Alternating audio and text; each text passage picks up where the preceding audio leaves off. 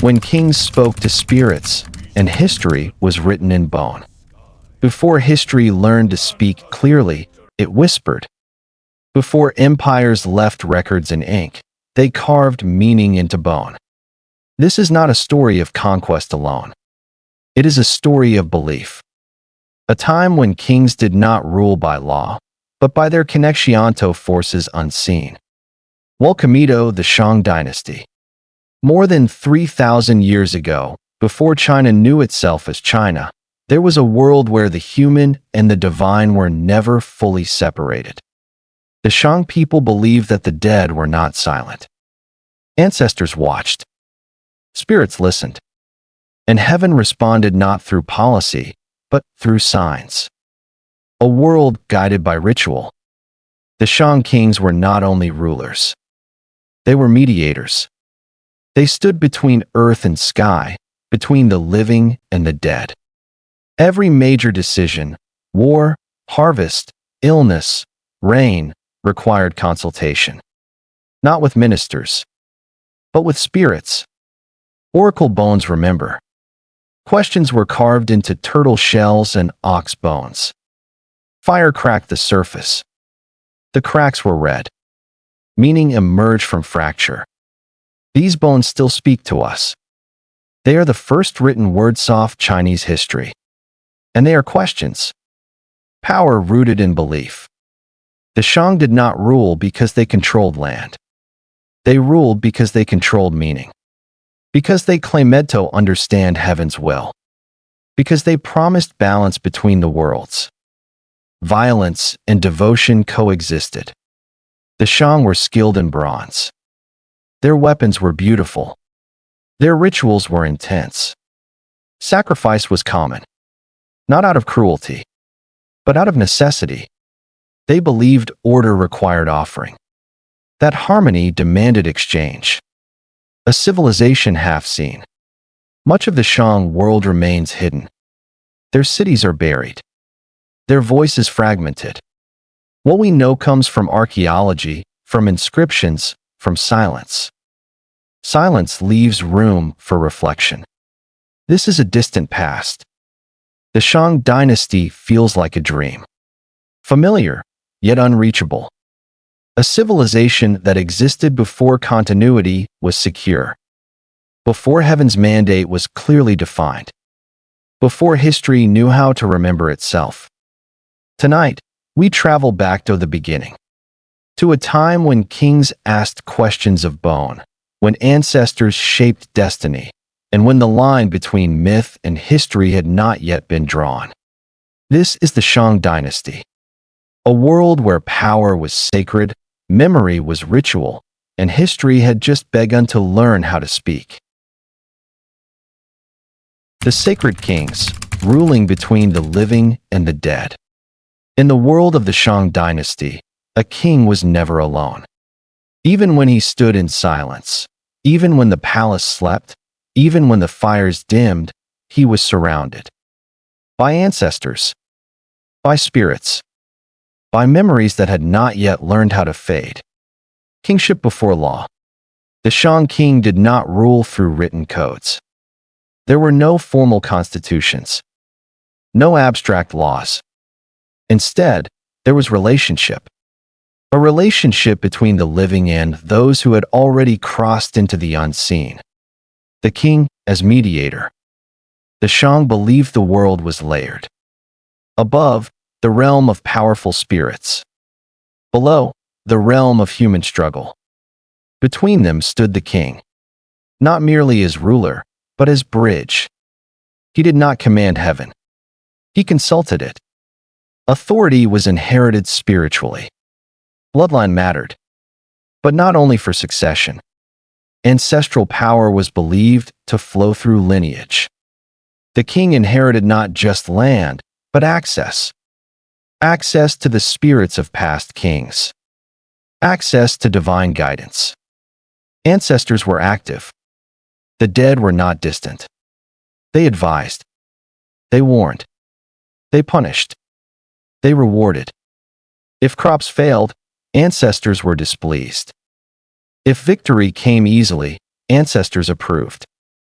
Ritual was governance. To rule was to perform ritual correctly. Incorrect ritual meant disorder. Disorder threatened everything. Daily life revolved around ceremony. Sacrifices marked time. Drums echoed intention. Bronze vessels held offerings. Wine flowed not for pleasure, but for communion. Human sacrifice and meaning. To modern eyes, the Shang appear brutal. But within their worldview, sacrifice was not cruelty. It was necessity. Life was offered to maintain balance. Balance ensured survival. Fear and reverence coexisted. The Shang king was feared, but not as a tyrant, as a conduit. If the king lost favor with spirits, everyone suffered. Responsibility was absolute. Failure was not administrative. It was cosmic. A bad harvest meant the king had failed in ritual. The capital as sacred space. The Shang capital was not just political. It was ceremonial. Temples and palaces intertwined. Every building had symbolic placement. Orientation mattered. Distance mattered. Writing begins as devotion. The earliest Shang writing was not storytelling. It was questioning. Short phrases carved into bone. Will it rain? Should we hunt? Will the ancestor approve? The oracle bone ritual. The king asked. Fire answered. Cracks formed. Meaning was read. These cracks were not random. They were messages. Decision-making through divination. No major action occurred without consultation. War. Marriage. Relocation. Healing. Power felt personal. Authority was not distant. It was intimate. The king's relationship with ancestors directly affected the people. Stability was fragile. Because belief is fragile. If rituals failed repeatedly, confidence eroded. Confidence is legitimacy. The seeds of future thought. Here, in the Shang Dynasty, we see the earliest form of heaven's mandate. Not yet formalized, but present. Approval from above justified rule below. Memory is being born. The Shang did not know they were making history. They were surviving. But their rituals endured. Their bones remained. Their questions survived. The sacred weight of rule. To be Shang king was to live under constant scrutiny. Not from the people, but from the dead. As this chapter slows into rest, hold this thought gently. The Shang Dynasty reminds us that power was once sacred before it was political. Kings ruled not by command alone, but by their perceived harmony with forces beyond sight. And when leadership is tied to the unseen, every action carries weight, not only in this world, but in all the worlds believed to exist beyond it. Oracle bones, when humans learned to ask heaven. Long before history was written to be remembered, it was written to be answered. The Shang Dynasty did not write to record the past. They wrote to understand the future. Questions came before stories. There were no chronicles, no biographies, no reflections, only questions. Simple, direct, urgent. Will it rain? Will the harvest succeed? Should the king go to war? Is the ancestor pleased? The bone is medium. The Shang did not choose paper. They chose bone. Turtle plastrons. Ox shoulder blades. Materials belly aveto carry endurance. Bones survive flesh. Bones remember. Preparation of the ritual. The process was careful. The bone was cleaned. Smoothed. Prepared. Questions were carved with sharp tools. Each character deliberate. Each stroke final.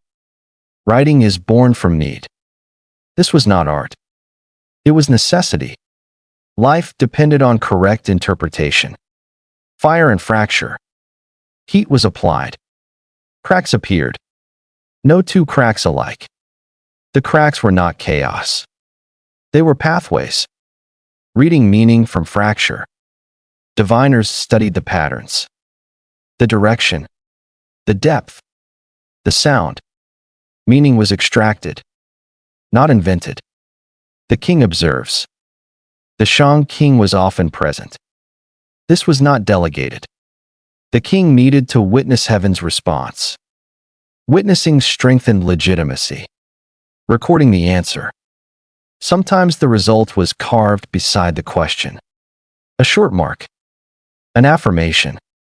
Or silence. Silence itself had meaning. Writing anchors authority. Once inscribed, the answer could not be denied. The bone became proof. Proof justified action. The birth of Chinese characters. These carvings are the ancestor soft Chinese writing. Simple forms. Concrete meanings. Sun. Rain. Horse. Ancestor. King. Language is shaped by belief. Writing emerged not to express emotion, but to communicate with heaven. This shaped Chinese civilization deeply. Meaning came before narrative. Order before expression. Memory is externalized. Before writing, memory lived in people. With oracle bones, memory moved into objects. Objects endure longer than voices. Objects become authority. A bone could outlast a king, outlast a reign, outlast a life. This permanence gave writing power. Decisions become justified. If war was approved by ancestors, defeat was accepted. If harvest failed after approval, rituals were questioned. Everything remained within belief.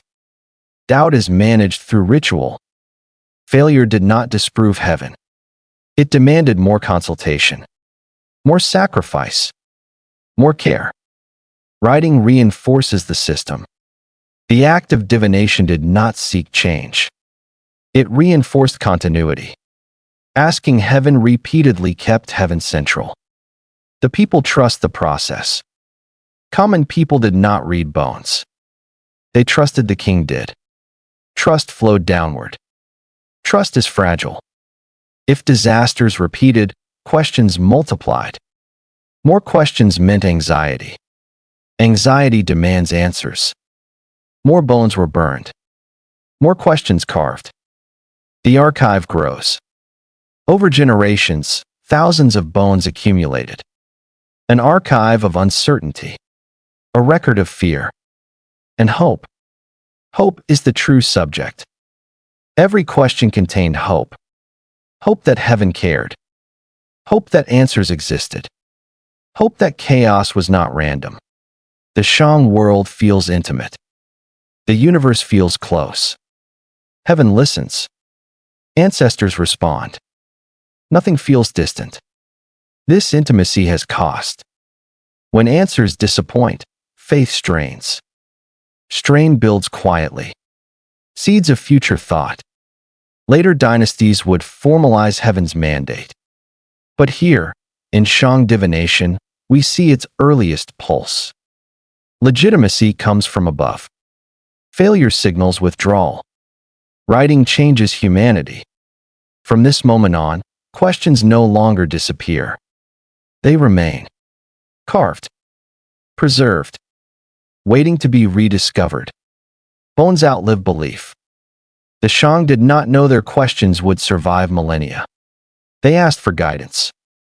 We receive history. As this chapter slows into stillness, hold this reflection gently. The Shang Dynasty teaches us that writing was born not from the desire to remember, but from the need to understand. Humanity first wrote Tito asked the universe why things happened and what should be done next.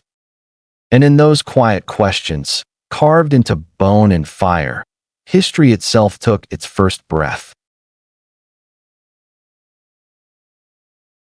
Bronze and blood, power cast into metal. Before words could travel far, before laws could be enforced, before belief could stabilize fear, power needed a form. For the Shang Dynasty, that form was bronze. Heavy, enduring, cold to the touch, yet alive with meaning. Bronze was not decoration. Bronze was not made for beauty alone. It was made to last beyond a lifetime. To speak when voices were gone. The weight of authority. A bronze vessel was heavy. Too heavy for casual use. Weight itself was a message.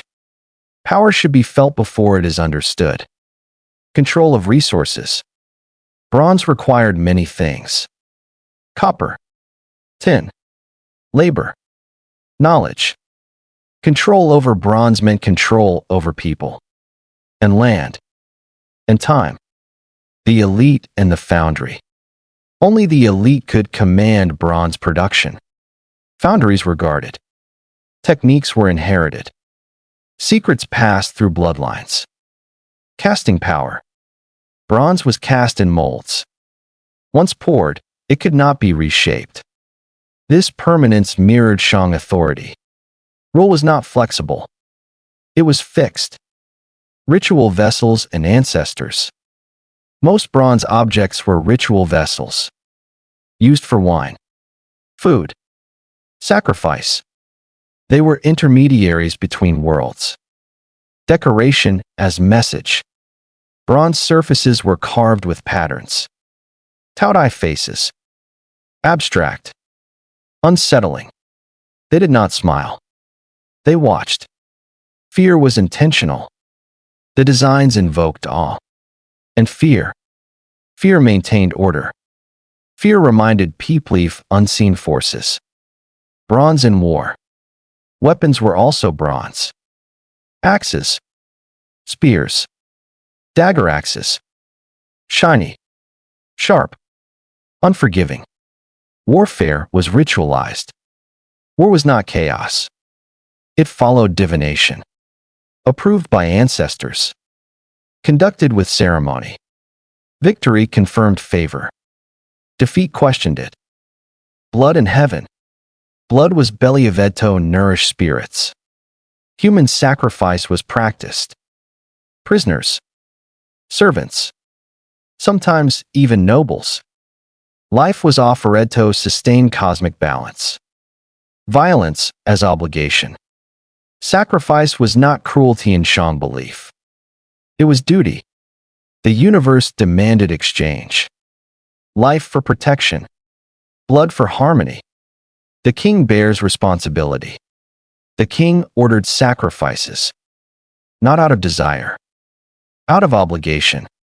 Failure to offer meant greater disaster. Death was integrated. Death was not hidden. It was public. Ceremonial. Understood. Tombs as power statements. Shang tombs were deep. Large. Filled with goods. Bronze vessels. Weapons. Chariots. People. Afterlife mirrors life. The Shang believed status continued after death. Servants followed masters. Power followed kings. Immortality through objects. Bronze preserved status. Even in decay, the metal remained. The people observed. Common people did not own bronze. They saw it. They feared it. They understood who ruled. Technology shapes belief. Bronze technology reinforced hierarchy. Only the chosen commanded permanence. Permanence creates memory. When something cannot rot, it is remembered. Bronze remembered Shang power. The cost of permanence. Bronze required exploitation. Labor was forced. Resources drained. Tension grew quietly. Power appears eternal. To the Shang, their bronze world felt unbreakable. Metal does not decay like flesh. But flesh bears the weight. Those who mined. Those who poured. Those who died. They carried the cost. A system under pressure. As rituals multiplied, so did demands. More bronze.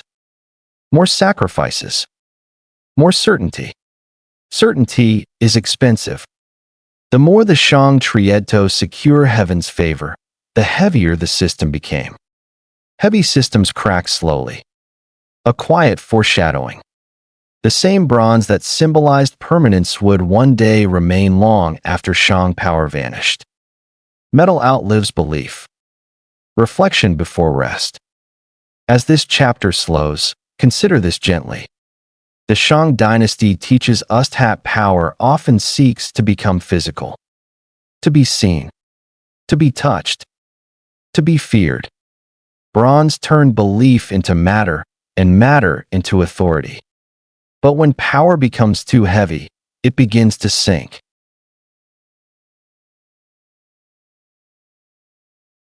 Cities of ritual, life inside the Shang capital. The Shang capital was not built for comfort. It was built for alignment. Alignment with heaven. Alignment with ancestors. Alignment with power. A city that faced the unseen. Streets were not random. Walls were not accidental. Every direction mattered. North and south. East and west. Movement followed meaning. The capital as a living ritual. The city itself was a ritual. Entering it was participation. Leaving it was separation.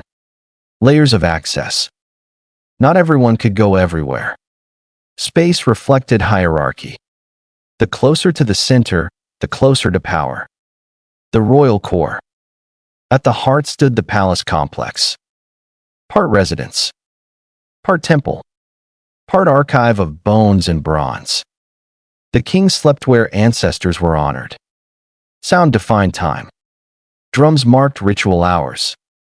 Bells signaled transitions. Silence meant danger. Daily life was never neutral. There was no ordinary day. Each action carried ritual weight. Cooking. Walking. Speaking. Everything occurred under spiritual observation. Craftsmen and specialists. Artisans lived near workshops. Bronze casters. Bone carvers. Chariot builders. Their skills were valued. Their freedom limited. The invisible surveillance. Not guards. Not laws. But belief. Ancestors watched. Spirits listened. Food and offerings. Much food was not eaten by the living. It was offered. Burned. Buried. Shared with the unseen. Markets without commerce as we know it. Trade existed. But it was controlled. Resources flowed upward. Redistribution flowed downward. The role of the nobility. Nobles governed districts. Collected labor. Enforced ritual compliance. They were extensions of the king. Common people and distance from power. Commoners lived at the edges. Close enough to serve. Far enough to remain unseen. Their lives were stable, but narrow. Stability was the goal. Change was dangerous. Innovation was suspicious. Tradition preserved favor. Time felt circular. There was no progress narrative. Only repetition. Season. Ritual. Sacrifice. Harvest. Children learned order early. Hierarchy was taught before skill. Respect before curiosity. Obedience before expression. Punishment was symbolic. Disobedience disrupted balance. Punishment restored it. Severity mattered less than visibility. Death inside the city. Death was not removed. It was integrated. Burials occurred near living spaces. The dead remained present. Tombs as urban anchors. Tombs stabilized the city. They reminded the living of continuity. Festivals were controlled release. Large rituals gathered crowds. Music. Drums. Movement. Emotion was permitted only within boundaries. The city as memory machine. Architecture preserved history. Every structure referenced ancestors. Nothing was purely new. Order was the ultimate value. Comfort was secondary. Freedom was irrelevant. Order maintained survival. The city felt heavy. Emotionally, spiritually, physically. Everything pressed downward. The people accepted this weight. Because it had always been so. Because heaven approved. Because ancestors demanded. Quiet tension beneath stability. Stillness hides strain. Rigid systems do not bend. They endure until they break. A subtle shift begins. As populations grow, cities strain. As rituals multiply, time tightens. As power concentrates, distance increases. Reflection before sleep. As this chapter drifts toward rest, hold this thought gently. The Shang capital was not a place to live freely. It was a place to live correctly. Order was its heartbeat, ritual its breath, hierarchy its skeleton. And yet, within such perfect stillness, the smallest crack can echo the loudest. War beyond ritual, expansion and its limits. The Shang world was not still. Beyond the ritual centers, beyond the drums and bones, there were borders. And borders invite movement. War as necessity. War was not constant. But it was expected. Raids. Defense. Expansion. War fed prestige. Prestige fed legitimacy. Divination before conflict. No campaign began without consultation. Bones burned. Questions asked. Signs read. Heaven approved, or remained silent. The enemy was the other. Neighboring groups were not equal. They were outsiders. Less aligned. Less favored. War reinforced identity. Victory confirmed Shang's superiority. Defeat threatened belief. Chariots changed warfare. The Shang introduced chariots. Fast. Intimidating. They transformed battlefields. Speed became strategy. The king as war leader. The king did not hide behind generals. He led. He risked divine favor in the battlefield. Spoils of war. Captives were taken. Animals seized. Land claimed. Everything was redistributed through ritual. Captives become sacrifice. Prisoners of war the ritual system.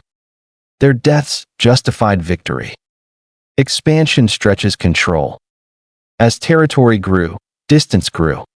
Distance weakened ritual oversight. Local leaders gained autonomy. The birth of vassals. Shang kings relied on allied clans. Loyalty was personal, not bureaucratic. Gifts replaced presents. Bronze vessels. Titles. Marriages. Symbols replaced supervision. The fragility of personal loyalty. Personal bonds fade with generations. What one king secures, the next must maintain. Borders invite pressure. Enemies learn. Adapt. Resist. The Shang faced rivals who did not share their beliefs. Ritual loses reach. Ancestor approval mattered less to outsiders. Fear weakened beyond borders. Military success masked strain. Victory hides cost. Labor diverted. Resources stretched. Cities pressured. The people feel war's weight. Men leave fields. Harvests shrink. Sacrifices increase. Anxiety grows quietly. Heaven becomes silent. Sometimes answers stop coming. Cracks unclear. Signs ambiguous. Silence unsettles belief. When ritual cannot solve distance. Divination cannot command obedience. Ritual cannot patrol borders. Power needs presence. The first limits appear. The Shang discover belief works best close to center. Distance weakens awe. Adaptation is slow. Rigid systems change reluctantly. Ritual answers every question until it cannot. Expansion plants future seeds. Every conquered land introduces new ideas, new gods, new doubts, quiet erosion. The Shang remain powerful, but cracks form, unseen, unspoken, reflection before rest. As this chapter settles, consider this softly. The Shang dynasty expanded its reach, but power built on ritual travels poorly. Belief fades with distance, fear weakens beyond familiarity. Authority needs more than symbols. And in pushing outward, the Shang unknowingly exposed the boundaries of sacred rule. Blood and lineage, the weight of kings and clans. In the Shang dynasty, power did not belong to an individual. It belonged to blood. Blood remembered. Blood inherited. Blood demanded. Rule was a family matter. The Shang state was an extension of a clan. The royal family was not symbolic. It was the state itself. The king is eldest ancestor in waiting. Every Shang king ruled with the knowledge that he would one day be worshipped. His actions were future rituals. His failures future warnings. Lineage was legitimacy. To rule, one needed ancestry. Not talent. Not popularity. But descent. The power of names. Names mattered deeply. Royal names were repeated, reused, echoed. Continuity mattered more than novelty. Clans within the kingdom. Beyond the royal house, other clans held power. Military clans. Ritual clans. Craft clans. Each bound by obligation. Marriage as strategy. Marriage was not romance.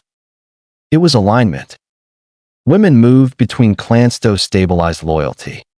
Bloodlines intertwined to prevent rebellion. Queens as political anchors. The queen represented more than partnership. She embodied alliance. Her ancestry strengthened the throne. Women and ancestral power. Royal women were worshipped after death. Their rituals mattered. Their favor influenced outcomes. Inheritance was not always clear. Succession disputes arose. Multiple sons. Multiple claimants. All with ancestral legitimacy. Blood cannot be divided cleanly. Every succession risked fracture. Brothers watched brothers. Uncles watched nephews. Trust was fragile. Ritual justifies choice. Divination was used to select heirs. Heavens will settle disputes. At least in appearance. Violence within the family. Not all conflicts were resolved peacefully. Exile. Execution. Erasure from ritual memory. To be forgotten was the harshest punishment. Ancestral records as power. Genealogies were sacred. To be included was to exist. To be removed was to vanish. Loyalty was personal. Officials served the king, not the state. When kings changed, loyalties shifted. Strength and fragility. Strong kings unified clans. Weak kings exposed fault lines. The system depended on individual competence. The burden of expectation. Every king carried centuries of precedent. Deviation was dangerous. Innovation risked displeasure. Blood is both glue and chain. Blood united. Blood constrained. Tradition hardened. Flexibility disappeared. The cost of inheritance. Talent did not guarantee succession. Mediocrity often ruled. Ritual covered inadequacy. Until it could not. The people observed quietly. Commoners saw only outcomes. Prosperity. Famine. Victory. Defeat. They blamed heaven, not bloodline. The system resists change. When problems arose, solutions looked backward. More ritual. More sacrifice. More adherence. The weight increases.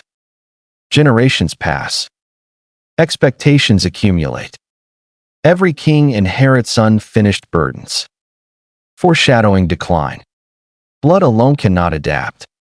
When circumstances change, lineage struggles. Reflection before sleep. As this long chapter settles into stillness, hold this thought gently. The Shang Dynasty reminds us that blood can sustain power for centuries. But blood also binds leadership to the past. When authority depends on ancestry alone, the future must wait for permission from the dead. And eventually, the dead ask too much. Omens and silence. When heaven began to withhold its voice, the Shang believed heaven always answered. Not kindly, not clearly, but always. Until one day it did not. A world interpreted through signs. Nothing happened by chance. Rain was a message. Drought was a warning. Illness was communication. Reading the sky. Eclipses unsettled courts. Comets disturbed sleep. Unusual stars triggered rituals. The sky was a script. Natural disaster as moral feedback. Floods questioned leadership. Locusts challenged ritual purity. Earthquakes shook confidence. Increase in divination. Questions multiplied. Bones burned endlessly. The archive grew heavy. Answers grew ambiguous. Ambiguity breeds anxiety. Clear signs reassure. Unclear signs disturb. Disturbance spreads quietly. Silence is the most dangerous omen. Sometimes cracks offered no meaning. Sometimes results contradicted outcomes. Victory after disapproval. Defeat after approval. Belief strained. Ritual intensifies. More sacrifices. More offerings. More precision. Desperation hides within devotion. Human cost increases. Lives were offered more frequently. Fear justified severity. Severity normalized violence. The people noticed patterns. Commoners noticed repetition. More rituals. Same disasters. Questions whispered. Whispers are dangerous. Whispers erode certainty. Certainty sustains hierarchy. The king feels pressure. Responsibility weighs heavier. Failure is personal. Ancestral displeasure targets the king. Insomnia in the palace. Sleep thins. Dreams crowd waking thoughts. Dreams are interpreted as signs. Dreams multiply fear. Bad dreams require explanation. Explanation demands ritual. Ritual fuels exhaustion. Heaven feels distant. Once intimate, now abstract. The conversation weakens. Advisors disagree. Diviners interpret differently. Consensus fractures. Interpretation becomes political. Authority fractures quietly. If heaven's will is unclear, who decides? More symbols, less meaning. Ritual becomes repetition. Meaning thins. Psychological toll. Living under constant interpretation creates tension. Every sound could be omen. Every failure symbolic. The weight of fear. Fear maintains order. Too much fear destabilizes it. Heaven is invoked more often. The more heaven is invoked, the less distinct its voice becomes. Attempts to restore certainty. New rituals introduced. Old rituals revived. Nothing stabilizes. The concept of favor shifts. Once assumed, now questioned. The court grows uneasy. Laughter quiets. Silence lengthens. Eyes watch each other. Foreshadowing transition. When belief systems overextend, they crack internally. Not loudly, but persistently. Reflection before deep rest. As this long chapter slows towards silence, hold this reflection softly. The Shang Dynasty lived within a universe that always spoke. When that universe grew quiet, fear filled the space. Not because disaster came, but because meaning became uncertain. And when meaning collapses, even the strongest ritual cannot hold power together.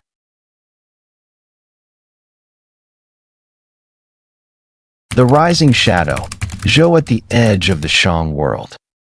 Empires rarely falto sudden storms. They falto shadows that grow unnoticed. While the Shang looked upward, asking heaven questions, another people looked inward and outward. They were called the Zhou. The Zhou begin as the peripheral. The Zhou were not central. They lived on the western edges, beyond the Shang heartland. Close enough to observe, far enough to adapt. Peripheral does not mean weak. Distance provided freedom, less ritual obligation, less ancestral pressure, more flexibility, learning without worship. The Zhou respected Shang culture. They adopted bronze. They learned ritual. They observed governance. But they did not kneel fully to Shang ancestors. Observation as strategy. They watched Shang kings. Their strengths. Their weaknesses. Their rigidity. Different relationship with heaven. The Zhou did not reject heaven, but they approached it differently. Less personal. Less intimate. More moral. Heaven as principle, not voice. For the Shang, heaven spoke. For the Zhou, heaven judged. This difference mattered deeply. Moral interpretation of power. The Zhou began to believe that heaven favored virtue, not lineage alone. This idea was quiet, dangerous, revolutionary. The Zhou as vassals. At times, the Zhou served the Shang. They sent tribute. They provided soldiers. They learned from proximity. Loyalty without blindness. Service did not mean surrender. The Zhou remained themselves. Strength grows at the margins. While Shang power concentrated inward, Zhou strength spread outward. They united tribes. They absorbed cultures. They built coalitions. Shang blind spots. The Shang did not fear Zhou. They saw them as useful. Peripheral. Replaceable. Peripheral powers are often underestimated because they do not follow the center's rules. They do not mirror expectations. Zhou leadership evolves. Zhou leaders emphasized restraint, justice, moderation. These values resonated with dissatisfied groups. Quiet attraction. People at the margins listened. Not because Zhou were powerful, but because they seemed different. Shang rigidity becomes visible.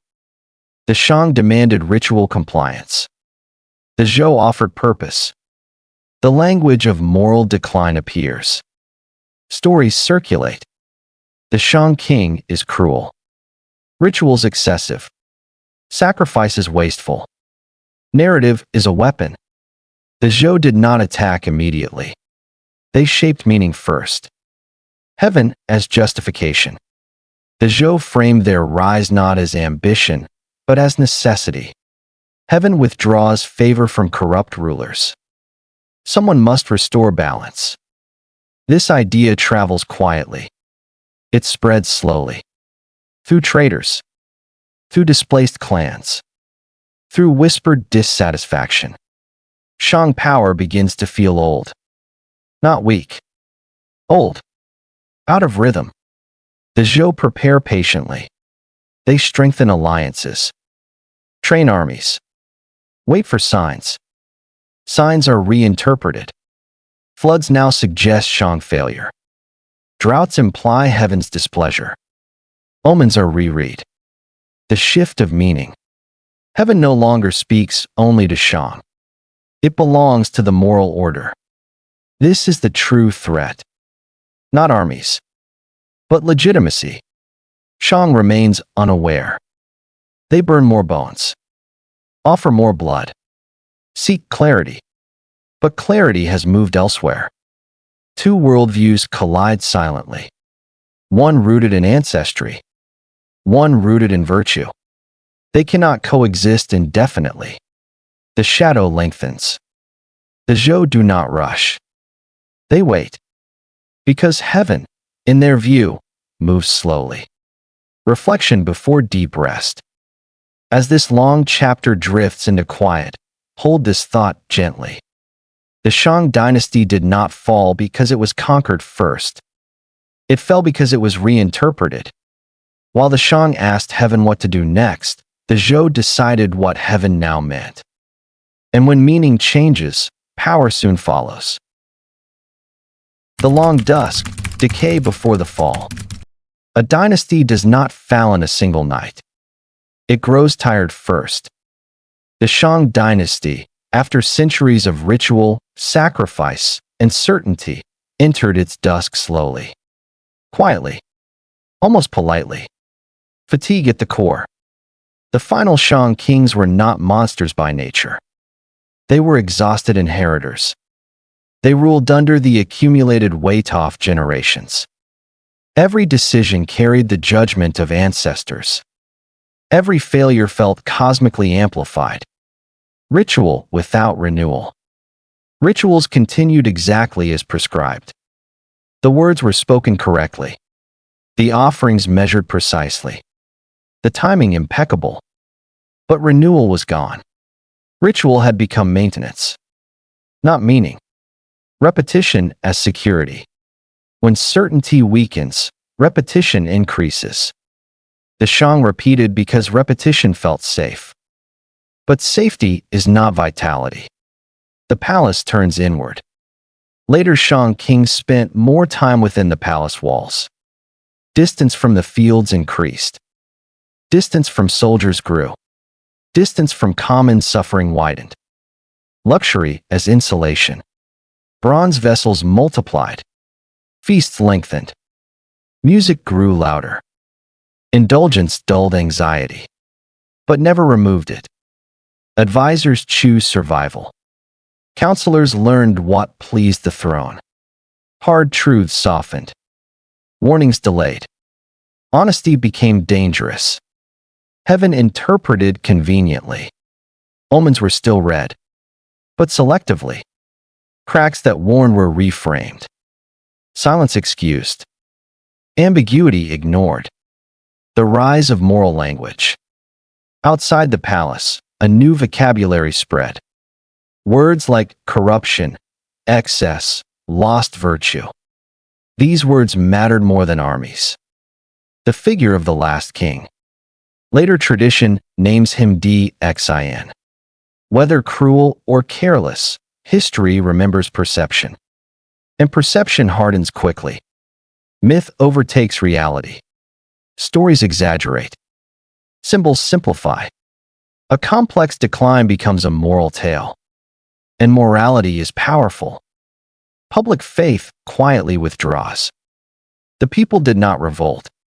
They complied. But belief is not obedience. Faith faded silently. The army's hesitation. Soldiers obeyed orders. But loyalty thinned. Fighting without belief is heavy. Vassals recalculate. Allies delayed responses. Tribute arrived late. Commitment became conditional. Sacrifice loses power. Human sacrifice increased. But fear no longer unified. It numbed. Heaven's silence reinterpreted. Once mysterious, now accusatory. Silence becomes judgment. The court clings to form. Everything still looks correct. Ceremonies intact. Hierarchy preserved. But form cannot replace spirit. Anxiety without language. The Shang lacked a framework to explain failure. Their worldview did not allow adaptation. Only intensification. Intensification accelerates collapse. More rituals. More blood. More pressure. Less stability. Zhou narratives gain strength. The Zhou speak softly. They do not insult Shang power. They mourn it. Heaven withdraws favor, they say. We must restore balance. Restoration sounds gentle. gentler than conquest, gentler than rebellion, gentler than chaos. The Shang cannot compete with meaning. They offer tradition. The Zhou offer renewal, the final illusion of strength. The Shang still appear powerful. Walls stand. Bronze gleams. Rituals echo. But vitality is gone. Decline is not loud. No alarms sound. No collapse yet. Just inevitability. Reflection before the end. As this long chapter settles into silence, hold this thought gently. The Shang Dynasty did not fail because its kings were evil. It failed because a system built to preserve order could not regenerate meaning. When belief becomes habit, when ritual becomes routine, and when heaven becomes silent, power continues, but only as an echo. When heaven chose to leave. History remembers battles as noise, but those who live them remember silence. The Battle of Muyu is not sudden. It was anticipated long before swords were raised. Before the battlefield. Before armies assembled, meaning had already shifted. Before banners flew, loyalty had thinned. Before the Zhou marched, the Shang had already lost something invisible. Heaven no longer needed to speak. For centuries, the Shang had asked heaven questions. Now heaven did not answer. It did not need to. Silence had already decided. The Zhou do not declare hatred. The Zhou do not curse Shang ancestors. They do not deny Shang achievements. They speak of responsibility, of restoration, of balance. This language calms fear. Soldiers carry doubt. Shang soldiers march with armor and weapons. But belief does not march with them. Doubt walks quietly beside each step. Ritual cannot compel courage. Divination approves the campaign. Sacrifices are made. But approval feels procedural. Courage requires conviction. Conviction is absent. Allies arrive hesitantly. Some vassals come late. Some bring few troops. Some watch from afar. Absence speaks louder than betrayal. The battlefield at Mai. The land is open. Flat. Exposed. Nothing hides hesitation. Zhou discipline versus Shang fatigue. The Zhou armies move deliberately. They are unified by purpose. Not ancestry. Not fear. But belief in moral necessity. The clash is brief. When the armies meet, the battle does not linger. Shang lines falter. Some units defect. Others refuse to advance. Not rebellion. Withdrawal. Heaven does not intervene. No sudden storm. No sign from the sky. No omen to reverse fate. Only human decisions. The king's final realization. The Shang king understands not in panic, but clarity. Ritual has reached its limit. Ancestors do not return. Heaven does not correct. The palace burns later. The destruction comes after. After the meaning is gone. Structures fall. Bronze is seized. But these are symbols. The dynasty ended earlier. Suicide as ritual closure. Later tradition records the king's death. An act not of fear, but of final ritual. Ending the line. Completing the cycle. The people do not resist. There is no uprising. No mass chaos. Only transition. The Zhou step carefully. They do not erase Shang memory. They preserve rituals. They honor ancestors. But reinterpret heaven. The mandate takes shape. The Zhou articulate what the Shang felt but could not name. Heaven grants authority based on virtue, not blood alone. This idea reshapes China forever. Shang legacy does not vanish. Oracle bones remain. Bronze survives. Cities leave foundations. Belief transforms. The Shang become ancestors. They become what they always revered: the dead who watch. History grows from this moment. Every later dynasty will remember Shang as origin, as warning, as foundation. Endings are rarely loud. The Shang Dynasty ends not with chaos, but with quiet acceptance. The world does not collapse. It adjusts. Reflection before final rest. As this final chapter settles into stillness, hold this thought gently. The Shang Dynasty teaches us that power rooted in belief must evolve with meaning. When heaven grows silent, leaders must learn to listen differently. The Shang did not fail because they lost heaven. They failed because they could not imagine authority without it. And so heaven moved on. When the bones fall silent. And now, as this story gently comes to rest, the echoes of the Shang Dynasty begin to fade. The drums grow quiet. The fires cool. The oracle bones, once glowing with questions, lie still. The Shang believed that heaven always spoke, that ancestors always answered, that order could be preserved through ritual, sacrifice, and perfect repetition.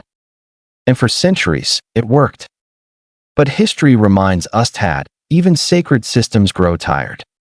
The Shang did not vanish because they were weak.